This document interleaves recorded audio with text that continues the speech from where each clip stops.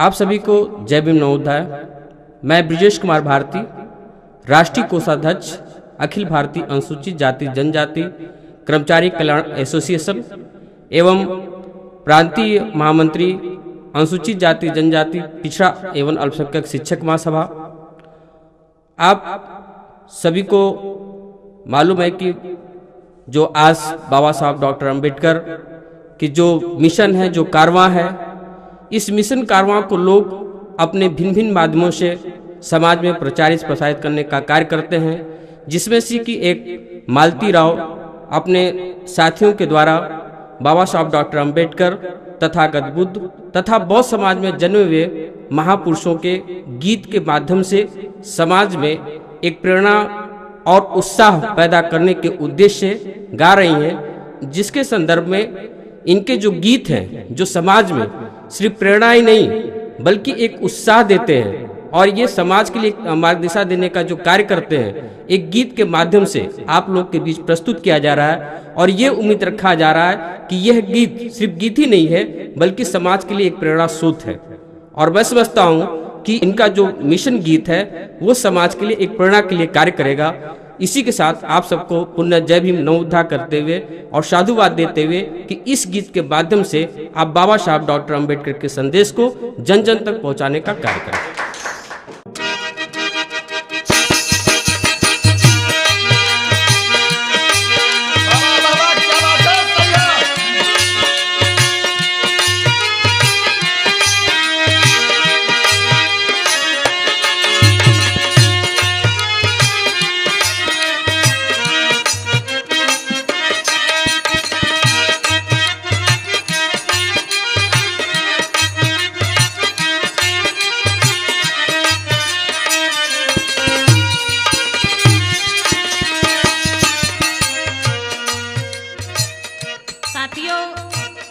सबसे पहले मैं पूरी दुनिया में मानवता का संदेश देने वाले तथागत गौतम बुद्ध जी, गूंगों को जुबान, अंधों को आंख, बहरे को कान, नारी को सम्मान, भारत देश को संविधान देने वाले बौद्ध सत्व बाबा साहब भीमराव अंबेडकर साहब, आरक्षण के जनक छत्रपति साहू जी महाराज, सामाजिक क्रांति के गुरुदूत ज्योतिबा फुले, इबी पेरिया, रामास्वामी नायकर, गुरु नारायण, संत कबीरदास, संत रविदास, सभी संतों गुरुओं महापुरुषों के चरणों में श्रद्धा का सुमन समर्पित करती हूँ।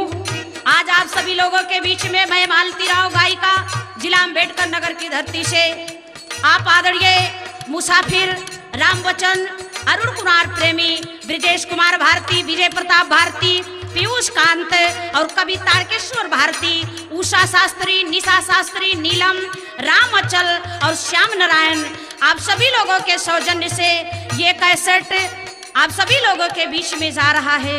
मुझे आशा नहीं है, पूर्ण विश्वास है कि आप सभी लोग पसंद करेंगे।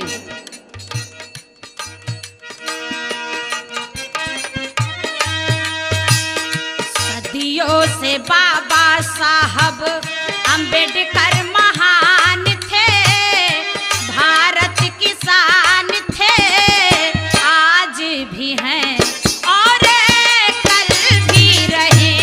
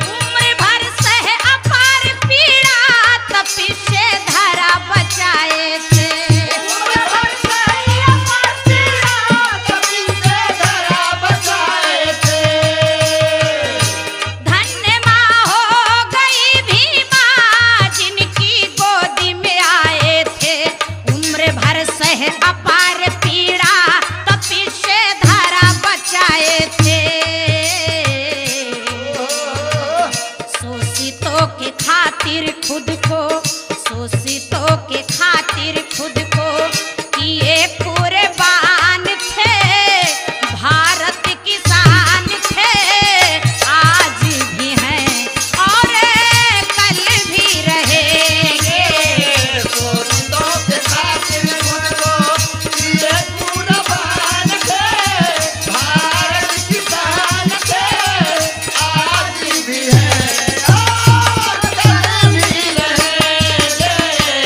शोषितों के खातिर खुद को। बाबा साहब भीमराव अम्बेडकर साहब ने दलित पीड़ित शोषित समाज के लिए अपनी पूरी जिंदगी को लगाने का काम किया। बाबा साहब का कहना था कि शिक्षित रहो, संगठित रहो, संघर्ष करो। इसलिए कहना है, कारवां बाबा साहब का धरा पे रुक नहीं सकता।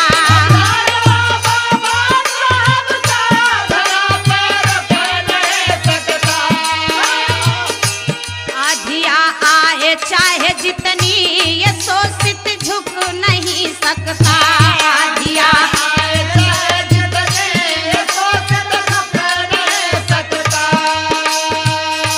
कारवां बाबा साहब का धरा पे रुक नहीं सकता। आधिया आए चाहे जितनी, ये शोषित झुक नहीं सकता। अंबर से ऊंचे अम्बेडकर के अरमान थे, भारत किसान थे, आज भी हैं और कल भी रहेंगे। अंबर से ऊंचे अम्बेडकर के अरमान थे, भारत किसान थे, आज भी हैं और कल भी रहेंगे।